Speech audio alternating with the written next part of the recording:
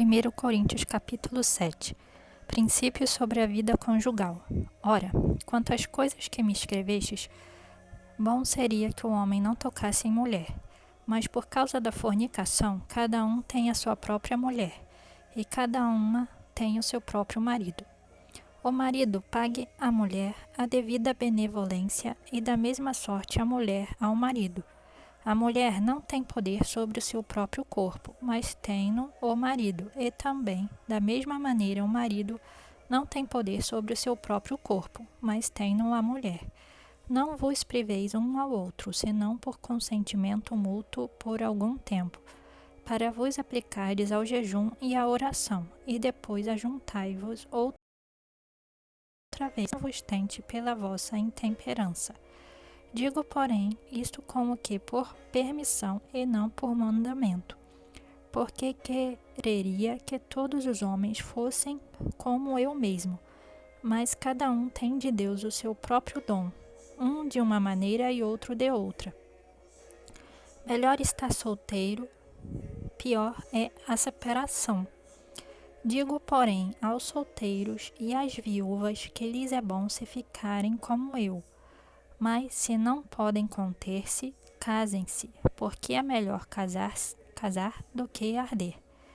Todavia, aos casados, mando não eu, mas o Senhor, que a mulher não se aparte do marido. Se, porém, se apartar, que fique sem casar, ou que se reconcilie com o marido, e que o marido não deixe a mulher. Mas aos outros digo eu, não o Senhor. Se algum irmão tem mulher descrente e ela consente em habitar com ele, não a deixe. E se alguma mulher tem marido descrente e ele consente em habitar com ela, não o deixe. Porque o marido descrente é santificado pela mulher, e a mulher descrente é santificada pelo marido. De outra sorte, os vossos filhos seriam imundos, mas agora são santos. Mas se o descrente se apartar, aparte-se, porque neste caso o irmão ou irmã não está sujeito à servidão, mas Deus chamou-nos para a paz. Porque de onde sabes, ó mulher, se salvarás teu marido? Ou de onde sabes, ó marido, se salvarás tua mulher? Cada um viva conforme seu chamado. E assim cada um ande como Deus lhe repartiu, cada um como o Senhor o chamou. É o que ordeno em todas as igrejas. É alguém chamado estando circuncidado? Não se faça incircunciso. É alguém chamado estando na incircuncisão? Não se circuncide. Não se circuncide. A circuncisão é nada e a incircuncisão nada é, mas sim a observância dos mandamentos de Deus. Cada um fique na vocação em que foi chamado. Foste chamado sendo servo, não te dê cuidado, e se ainda pode ser livre, aproveita a ocasião, porque o que é chamado pelo Senhor sendo servo é liberto do Senhor. E da mesma maneira também o que é chamado sendo livre, servo é de Cristo. Fostes comprados por bom preço, não vos façais servos dos homens. Irmãos, cada um fique diante de Deus no estado em que foi chamado. Solteiros ou casados, consagrem-se. Ora, quanto às virgens, não tenho mandamento do Senhor. Dou, porém, o meu parecer, como quem tem alcançado misericórdia do Senhor para ser fiel. Tenho, pois, por bom, por causa da instante necessidade, que é bom para o homem o estar assim. Estás ligado à mulher? Não busques separar-te. Estás livre de mulher? Não busques mulher. Mas, se te casares, não pecas. E se a virgem se casar, não peca. Todavia, os tais terão tribulações na carne, e eu queria poupar-vos. Isto, porém, vos digo, irmãos, que o tempo se abrevia. O que resta é que também os que têm mulheres sejam como se não as tivessem, e os que choram como se não chorassem, e os que folgam como se não folgassem, e os que compram como se não possuíssem, e os que usam deste mundo como se dele não abusassem, porque a aparência deste mundo passa. E bem quisera eu que estivesseis sem cuidado. O solteiro cuida das coisas do Senhor, em como há de agradar ao Senhor. Mas o que é casado cuida das coisas do mundo, em como há de agradar a mulher. Há diferença entre a mulher casada e a virgem. A solteira cuida das coisas do Senhor para ser santa, tanto no corpo como no espírito. Porém, a casada cuida das coisas do mundo, em como há de agradar ao marido. E digo isto para proveito vosso, não para vos enlaçar, mas para o que é decente e conveniente, para vos unirdes ao Senhor sem distração alguma. Mas, se alguém julga que trata indignamente a sua virgem, se tiver passado a flor da idade, e se for necessário, que faça o tal o que quiser, não peca, casem-se. Todavia, o que está firme em seu coração, não tendo necessidade, mas com poder sobre a sua própria vontade, se resolveu no seu coração guardar a sua virgem, faz bem. De sorte que, o que a dá em casamento faz bem, mas o que não a dá em casamento faz melhor. A mulher casada está ligada pela lei todo o tempo que o seu marido vive, mas se falecer, o seu marido fica livre para casar com quem quiser, contanto que seja no Senhor. Será, porém, mais bem-aventurada se ficar assim, segundo o meu parecer, e também eu cuido que tenho o Espírito de Deus. Capítulo 8. Acerca dos alimentos oferecidos aos ídolos. Ora, no tocante às coisas sacrificadas aos ídolos, sabemos que todos temos conhecimento. O conhecimento incha, mas o amor edifica. E se alguém cuida saber alguma coisa, ainda não sabe como convém saber. Mas se alguém ama a Deus, esse é conhecido dele. Assim que, quanto ao comer das coisas sacrificadas aos ídolos, sabemos que o ídolo nada é no mundo, e que não há outro Deus senão um só. Porque ainda que haja também alguns que se chamem deuses, quer no céu, quer na terra, como há muitos deuses e muitos senhores, todavia para nós há um só Senhor, o Pai, de quem é tudo e em quem estamos, e um só Senhor, Jesus Cristo, pelo qual são todas as coisas, e nós por ele.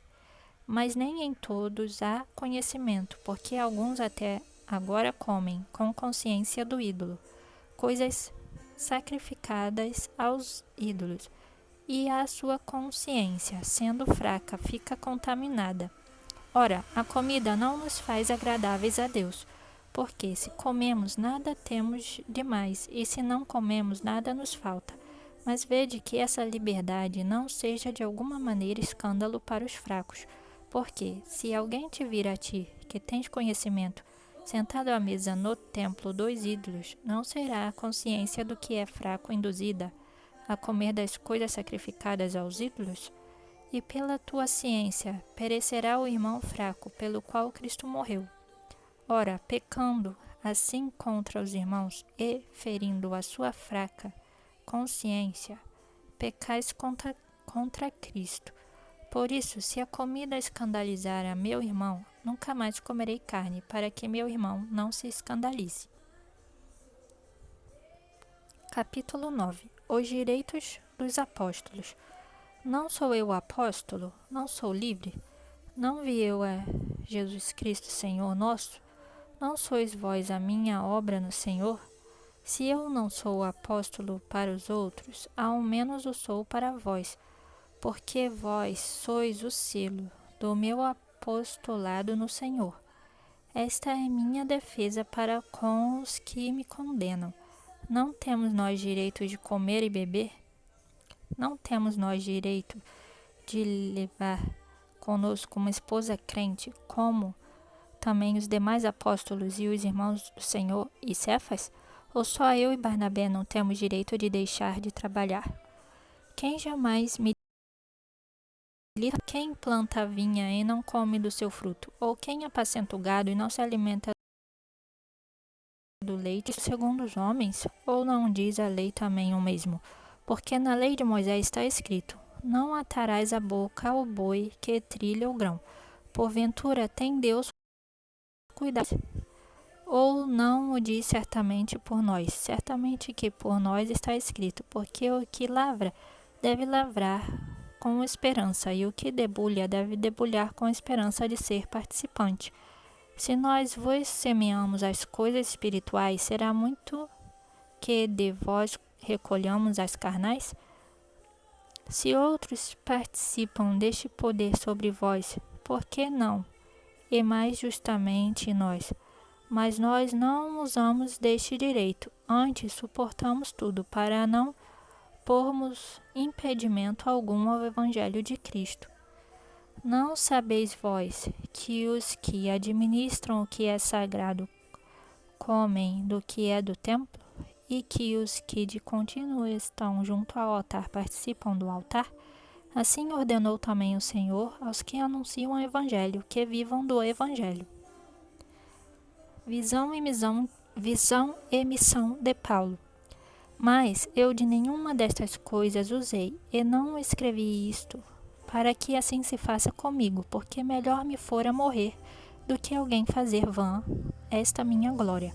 Porque se anuncio o Evangelho, não tenho de que me gloriar, pois me é imposta essa obrigação, e ai de mim, se não anunciar o Evangelho.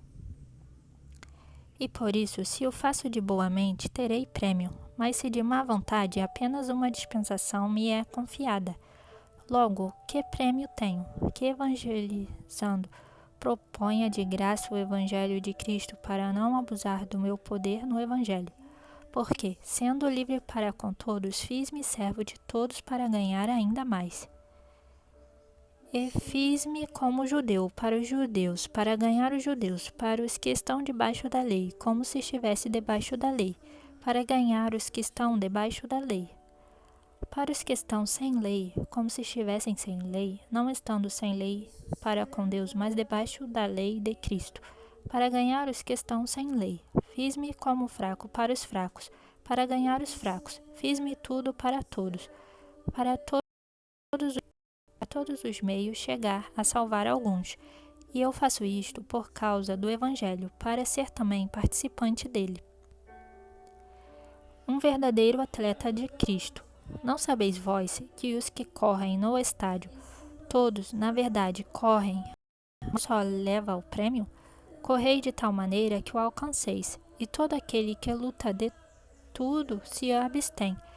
Eles o fazem para alcançar uma coroa incorruptível, nós, porém, E todo aquele que luta de tudo se abstém. Eles o fazem para alcançar uma coroa corruptível, nós, porém, uma incorruptível. Pois eu assim corro, não como a coisa incerta, não como coisa incerta, assim combato, não como batendo no ar. Antes subjugo o meu corpo e o reduzo à servidão, para que, pregando aos outros, eu mesmo não venha de alguma maneira ficar reprovado.